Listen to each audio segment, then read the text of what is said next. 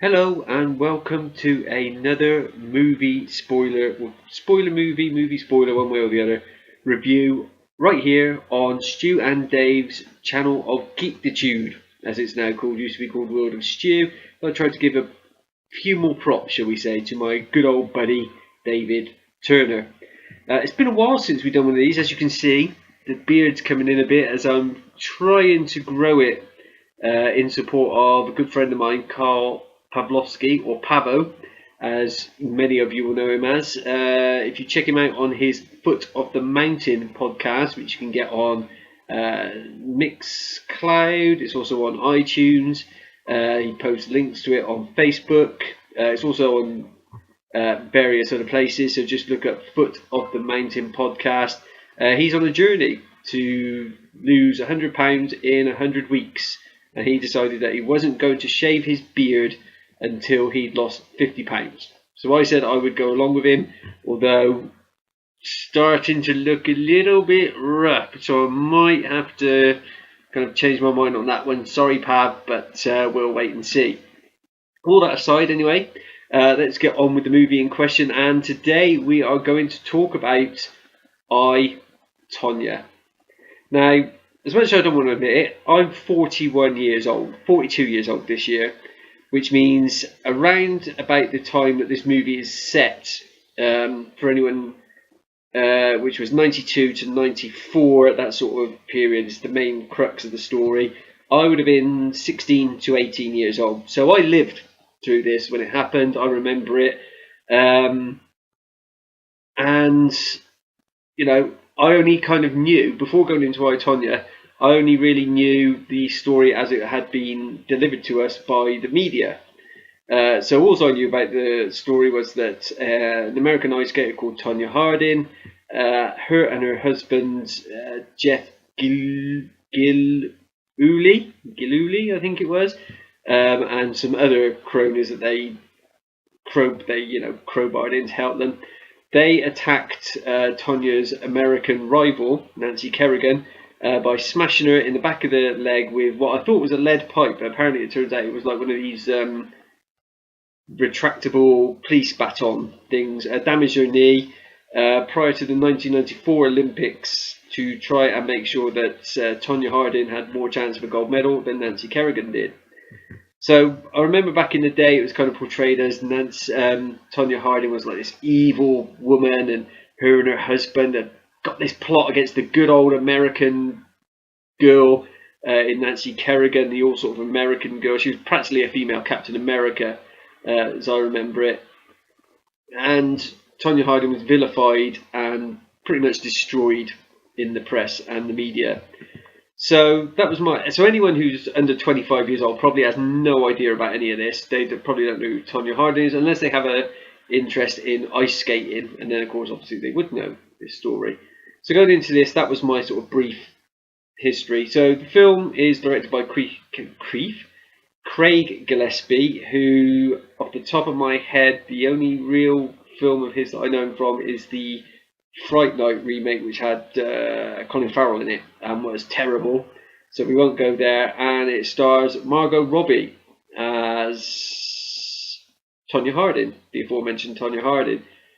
Now, before we get into the story, wow, just wow, how good is Margot Robbie in this film? And not only that, but how good is Alison Janney as Tonya's mum, and how good is Sebastian Stan as Tonya's husband, Jeff Gillespie. The three of them are amazing, but Margot Robbie here, seriously. The only two things I remember Margot Robbie from are her appearance in Wolf of Wall Street, which is brief, and of course playing Harley Quinn in the Suicide Squad film. Now, the Suicide Squad film, she was the best thing about it. Was that me looking at her as a male, and that outfit she was wearing? There's probably a little bit of it based around that, but she wasn't bad in that film. But everything that I've seen her in prior to this could not prepare me for how amazing Margot Robbie is in this.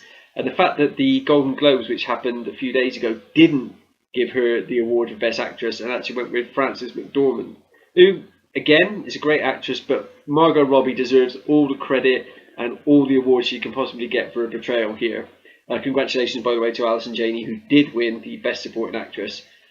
So we start off with Tonya as a 5-year-old girl, and we see that she's got a very, very abusive mother who drinks and smokes and hits her and forces her to go into ice skating and swears at her and cusses her out. Her dad's there, and he's kind of like the put upon husband who basically just does whatever he's told. And this pushy mum basically pushes Tonya to do ice skating, not really because she wants her to be an ice skater, just because she doesn't really want her around. So that's the kind of background that Tonya's got, and she grows up and she has this abusive mother because the father leaves because he's had enough, and she becomes an ice skater. She starts doing like the triple axel, which apparently no other woman was doing, no girls, no women were doing, and we see her struggles within the ice skating world because of her background and the fact that she's not a traditionally from the good all-American family type of ice skater that the Ice Skating Society, Federation or Society or whatever you want to call them, wanted. She never gets the dues that she deserves. Despite the fact she's the best ice skater, she never gets the points that she wants. Well, not that she wants, that she deserves. She should be winning competitions and she isn't. So at one of the events at an ice skating rink, maybe it was when she was practicing, she meets Jeff Gillespie, who will eventually become her husband. This continues a spiral of abuse because he's an abusive husband. He batters her, he like knocks her about, but because she's used to that sort of abuse from her mother, she stays with him. And I can understand that, because I've known people who have been in abusive relationships and not got out of them, even though they know it's not good for them, because that's the lifestyle that they know. So they stick with it, and in this film she sticks with it, and she gets a coach, and her mum, she moves out from her mum's house, she marries Jeff, and all is not rosy in the garden. She's getting better at the ice skating, and she eventually, starts getting the plaudits that she deserves. It comes to the 92 Olympics, and I can't remember, it's been a few days since I've seen the film now, I can't remember, but she doesn't win the gold. And it looks like her career is basically finished. But then for some reason, again, I should probably have looked into this before I did this review, they decided to do the Olympics after 2 years, so in 1994 rather than wait until 1996, which I'm not quite sure why. You Google foo that, use your Google foo to find out why that was. So she is encouraged to go back into ice skating. A couple of times she tries to leave Jeff, and he eventually wields his magic powers over her and brings her back. So she goes into the 94 Olympics and is looking good, except for the fact there's this another ice skater now called Nancy Kerrigan, who is from the all-American traditional family and is loved by everybody. So Jeff and you're watching this film, and Jeff's friend, whose name escapes me right now, but he's an absolute buffoon, and he goes around telling people that he has been asked about counter-terrorism measures, and he's like this great. He's the self-proclaimed bodyguard of Tonya Harding, and he talks a good game, but he's basically just this imbecilic buffoon who still lives in his parents' house. But what happens is somebody calls in a death threat against Tonya Harding. So to counter that, because that takes her mind off the game and she's not skating as well as she should, Jeff and his friend concoct this plan to send death threat letters to Nancy Kerrigan. So Jeff's friend gets these other two morons who are even more stupid than him, and between the three of them, without Jeff necessarily knowing, it's a bit of a grey area, they decide that the letter's not enough and that they need to physically assault her, which leads to the infamous tacking her in the knee with the stick, and the famous video clip of Nancy Kerrigan on the floor just screaming, "Why? Why?" So we then see the fallout of that, and the fact that Jeff's friend basically flips and tries to turn him into the FBI. Jeff is kind of left in a grey area of, did he know that they were planning to do the assault beforehand? He claims that he didn't. The film kind of indicates that maybe he did. And also Tonya. Apparently Tonya knew about the letter plan, and the question is, did she know about the plan to physically assault Nancy with the stick? She's always proclaimed her innocence. It didn't matter because she ended up at the Olympics, and I think Nancy either came third or fourth despite her injury, whereas Tonya came in eighth. Why that? There was a problem with her laces and all the rest of it, but you have to question, where her head was at with everything that was going on. So she then gets banned from skating basically for the rest of her life, and that's pretty much the end of the film. We don't go on to see any of the stuff that Tonya Harding did afterwards, which included, I think, her wedding night video was leaked at some point with her, doing the do with her husband and so on. Was she actually? I don't know. I've never seen it, but one of those early celebrity porn videos that were leaked, and they show at the end actual video clips of some of the people that were portrayed in the film, just to prove that they were actually just like they were portrayed in the film by the actors. I watched this film, like I say, and I had always been of the belief that Tonya Harding was this evil, succubus witch woman who was, terrible to Nancy Kerrigan, who, by the way, I looked this up, turned out to not be necessarily the all-American woman. She's slagged off Disney and insulted some kids or something at some point, so she wasn't all that great.